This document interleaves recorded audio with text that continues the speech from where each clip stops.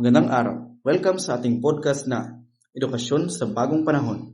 Ngayon ay tatalakayin natin ang mga mahalagang punto mula sa Malacanang press briefing na pinungunahan ni Undersecretary Claire Castro kasama si Department of Education Secretary Juan Edgardo Sony Angara at Commission on Higher Education Chairperson Dr. Shirley Agrupis at TESDA Secretary Francisco Benitez. Unang binigyang diin ni Secretary Angara ang pangangailangan ng mas matibay na suporta para sa mga guro.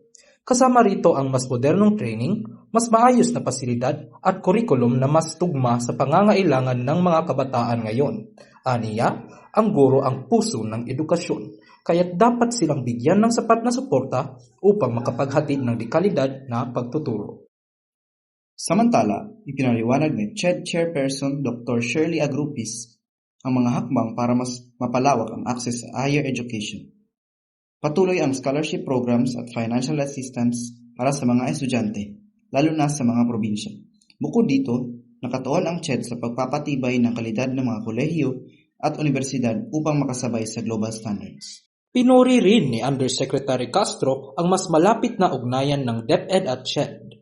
Aniya, mahalaga ang pagtutulungan ng dalawang ahensya upang masigurong tuloy-tuloy ang kalidad ng edukasyon mula kinder hanggang kolehiyo. Sa kabuuan, malinaw na ang direksyon ng pamahalaan ay nakatuon sa pagpapalakas ng edukasyon bilang susi sa mas maunlad na kinabukasan. Ang suporta sa guro, mas malawak na akses sa kolehiyo at paggamit ng teknolohiya ay ilan lamang sa mga hakbang na kanilang isinusulong. Ito lamang sa ngayon. Hanggang sa muli, ito ang Edukasyon sa Bagong Panahon. Hatid sa inyo ng Talk Lasan.